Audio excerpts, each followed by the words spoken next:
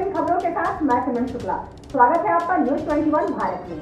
रुक करते हैं खबरों की ओर। प्रधानमंत्री नरेंद्र मोदी ने आज दोपहर 4:30 पर वीडियो कॉन्फ्रेंसिंग के माध्यम से एक डिजिटल पेमेंट भुगतान प्लेटफॉर्म ई-रूपी लॉन्च किया। यूपीआई डिजिटल भुगतान प्लेटफॉर्म है जिसे पूरी तरह से कैशलेस व कॉन्टैक्टलेस यानी संपर्क रहित बनाया गया है। यह डिजिटल प्लेटफॉर्म सुनिश्चित करेगा कि लेन देन पूरा होने के बाद ही सेवा प्रदाता को भुगतान किया जाए। आइए जानते हैं ई-रूपी क्या है, यह काम कैसे करेगा और इसका इस्तेमाल कहां से हो सकता है। सबसे पहले आपको बता दें कि क्या है ई-रूपी। ई-रूपी को भारतीय राष्ट्रीय भुगतान निगम यानी एनपीसीआई ने अपने यूपीआई प्लेटफॉर्म पर वित्तीय सेवा विभाग, स्वास्थ्य और परिवार कल्याण मंत्रालय और राष्ट्रीय स्वास्थ्य प्राधिकरण के सहयोग से विकसित किया है। यह डिजिटल भुगतान के लिए पूरी तरह से एक कैशलेस और कॉन्टैक्टलेस साधन है। अब आइए जानते हैं कि इसके फायदे क्या हैं। व्यवस्था के उपयोगकर्ता अपने सेवा प्रदाता के केंद्र पर कार्ड, डिजिटल भुगतान ऐप या इंटरनेट बैंकिंग एक्सेस के बिना ही वाउचर की राशि को प्राप्त करने में सक्षम होंगे। ई-रूपी बिना किसी फिजिकल इंटरफेस के डिजिटल तरीके से लाभार्थियों और सेवा प्रदाताओं के साथ सेवाओं के प्रायोजकों को जोड़ता है। इसके तहत यह भी सुनिश्चित किया जाता है कि लेन देन पूरा होने के बाद ही सेवा प्रदाता को भुगतान किया जाए। प्रीपेड होने की वजह से सेवा प्रदाता को किसी मध्यस्थ के हस्तक्षेप के बिना ही सही समय पर भुगतान संभव हो जाता है। यह डिजिटल पेमेंट सॉल्यूशन कल्याणकारी सेवाओं की भ्रष्टाचार मुक्त आपूर्ति सुनिश्चित करने की दिशा में एक क्रांतिकारी पहल हो सकता है। अब आइए आपको बताते हैं कि ई-रूपी का इस्तेमाल कहाँ हो सकता है। इसका उपयोग मातृ और बाल कल्याण योजनाओं के तहत दवाएं और पोषण संबंधी सहायता, टीबी उन्मूलन कार्यक्रमों, आयुष्मान भारत, प्रधानमंत्री जन आरोग्य योजना जैसी स्कीमों के तहत दवाएं और निदान, उर्वरक सब्सिडी इत्यादि देने की योजनाओं के तहत सेवाएं उपलब्ध कराने में किया जा सकता है। यहाँ तक कि निजी क्षेत्र में अपने कर्मचारी कल्याण और कॉरपोरेट सामाजिक दायित्व कार्यक्रमों के तहत इन डिजिटल वाउचर का उपयोग कर सकते हैं। अब आपको बता दें कि यह काम कैसे करता है। ई-रूपी एक प्रीपेड ई वाउचर है। यह QR कोड या SMS स्ट्रिंग के आधार पर ई वाउचर के रूप में काम करता है, जिसे लाभार्थियों के मोबाइल फोन पर पहुंचाया जाता है।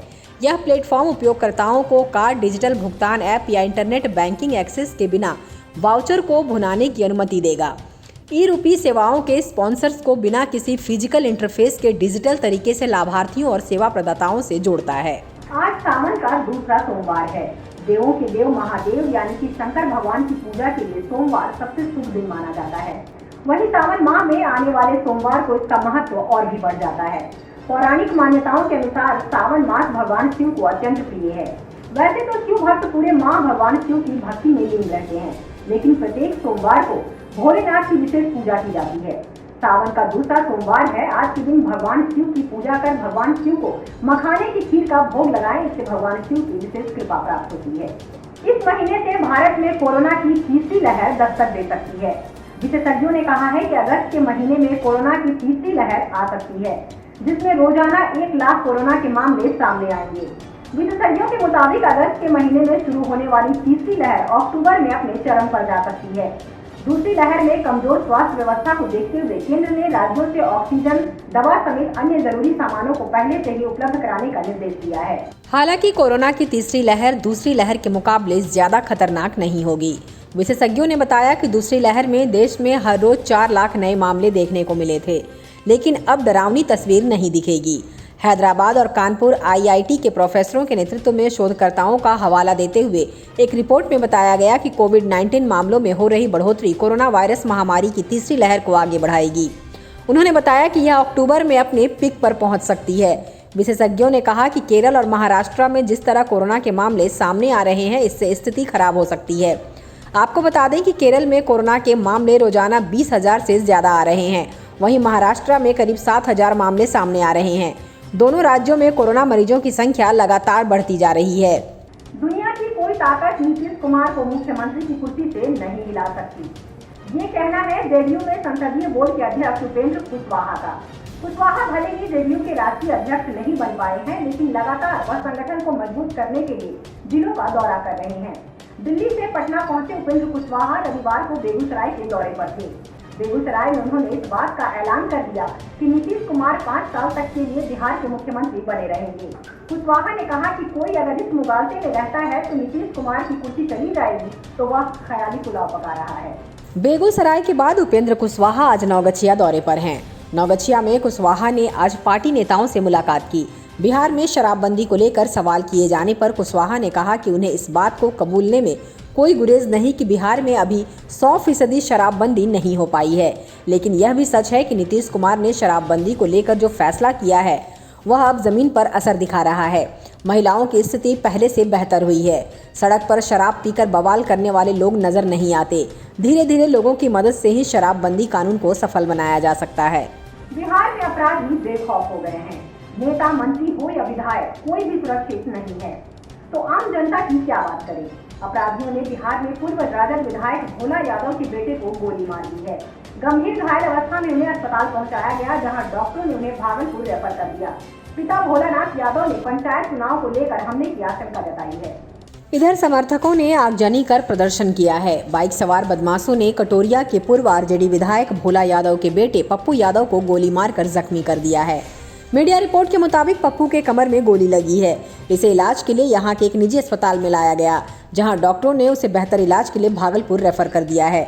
घटना के बाद आक्रोशित लोग चौक बाजार से लेकर अस्पताल तक पहुंच गए हैं। खबर है कि पप्पू मुखिया पद से चुनाव लड़ने वाले थे। झारखंड के धनबाद में अतिरिक्त जिला न्यायाधीश उत्तम आनंद की मौत मामले में जानकारी के मुताबिक माने तो पत्थरडीह पुलिस स्टेशन के प्रभारी अधिकारी को ड्यूटी में लापरवाही बरतने और जिला जज की हत्या के बाद कोई त्वरित कार्रवाई नहीं करने के लिए निलंबित कर दिया गया है। फिलहाल पुलिस ने गिरफ्तार दोनों ऑटो चालक लखन वर्मा और उसके साथी राहुल वर्मा को 5 दिन के लिए रिमांड पर लिया है। इसके अलावा एसआईटी ने 53 होटलों में भी तलाशी ली है। इस मामले में अभी एसआईटी द्वारा जांच की जा रही है। आपको बता दें कि एक ऑटो रिक्शा चालक ने 28 जुलाई को जज आनंद को टक्कर मार दी थी, जब वह सुबह की सैर के लिए निकले थे। धनबाद एसएसपी संजीव कुमार ने कहा कि धनबाद जज मामले के बाद जिला पुलिस ने एक अभियान चलाया और अन्य मामलों में शामिल 17 लोगों को गिरफ्तार किया। 243 अपराधियों से पूछताछ की जा रही है। एक सब इंस्पेक्टर को कथित तौर पर प्रसारित सीसीटीवी फुटेज के लिए निलंबित कर दिया गया है, जहां एक ऑटो जज को मारते हुए देखा गया था। शिल्पा शेट्टी के पति और businessman Raj Kundra porn video बनाने के आरोप में वे इस वक्त हिरासत में हैं। पुलिस के हिसाब से राज के खिलाफ उनको कई सबूत मिले हैं। इतना ही नहीं, शिल्पा शेट्टी के इस मामले में शामिल होने की जांच मुंबई पुलिस की अपराध शाखा कर रही है। इसी बीच शिल्पा ने अपना बयान जारी किया है। शिल्पा ने अपने इस बयान में अपील की है कि आधी अधूरी जानकारी के साथ उनके बारे में या उनके परिवार पर कोई आरोप न लगाए जाए। साथ ही शिल्पा ने ये भी कहा है कि उन्हें इस मामले में न्याय जरूर मिलेगा। शिल्पा शेट्टी ने मीडिया पर गलत, भ्रामक और छवि बिगाड़ने वाली सामग्री प्रकाशित करने का आरोप लगाया है। हालांकि कोर्ट ने साफ कह दिया है कि मीडिया को रोका नहीं जा सकता है। शिल्पा ने अपने बयान में इन 5 बातों का जिक्र किया है। चलिए आपको बताते हैं कि उन्होंने क्या कहा है। शिल्पा लिखती हैं कि हाँ, पिछले कुछ दिन हर मामले में हमारे लिए चुनौतीपूर्ण रहा है। हम पर कई तरह के आरोप लगे हैं। मीडिया द्वारा मुझ पर बहुत सारे अनुचित आरोप लगाए गए, ट्रोल किया गया। न केवल मुझे बल्कि मेरे परिवार को भी इन सभी चीज़ों का सामना करना पड़ा। मैंने अभी तक इस मामले में कोई बयान नहीं दिया है। मैं इस मामले में आगे भी चुप्पी साधे रहने वाली हूँ। आगे लिखती हैं कि इस मामले में फिलहाल मैं कोई टिप्पणी नहीं करूँगी, क्योंकि मामला अदालत में विचाराधीन है। इसलिए कृपया मेरी ओर से झूठे उदाहरण देना बंद करें। एक सेलिब्रिटी के तौर पर मैंने हमेशा ना कभी शिकायत करो ना कभी समझाओ का फॉर्मूला अपनाया है। शिल्पा ने लिखा, मैं बस इतना कहना चाहूँगी कि अभी जांच जारी है। मुझे मुंबई पुलिस और हमारी न्यायपालिका पर पूरा भरोसा है। एक परिवार के तौर पर हम कानूनी मदद ले रहे हैं, लेकिन तब तक आपसे निवेदन करती हूँ कि खासकर एक माँ के तौर पर कि हमारे बच्चों के खातिर हमारे परिवार की प्राइवेसी का ख्याल रखें। आधी अधूरी जानकारी पर बिना सच जाने कमेंट मत करें। आखिरी में शिल्पा शेट्टी लिखती हैं कि मैं कानून का पालन करने वाली भारतीय और पिछले 29 सालों से काम करने वाली प्रोफेशनल महिला हूँ। लोगों ने मुझ पर भरोसा किया है, मैंने कभी किसी का भरोसा नहीं तोड़ा है। मैं आपसे निवेदन करती हूँ कि इस समय हमें अकेला छोड़ दें। हम मीडिया ट्रायल के हकदार नहीं हैं। कृपया कानून को अपना काम करने दें। सत्यमेव जयते। वैश्विक संकेतों से आज घरेलू बाजार में सोने की कीमतों में गिरावट दर्ज की गई है। डॉलर स्थिर रहा, जिसमें चीनी धातु लाल रंग में कारोबार करती दिखी। आज MCX पर सोना वायदा 0.10% यानी 47 रुपये गिरकर 47,954 रुपये प्रति 10 ग्राम पर पहुंच गया। चांदी की बात करें तो यह 0.03% की मामूली तेजी के साथ 67,870 रुपये प्रति किलोग्राम पर रही। देश विदेश की तमाम बड़ी खबरों को देखने के लिए बने रहिए मेरे साथ और देखते रहिए News 21 भारत, खबर से असर तक।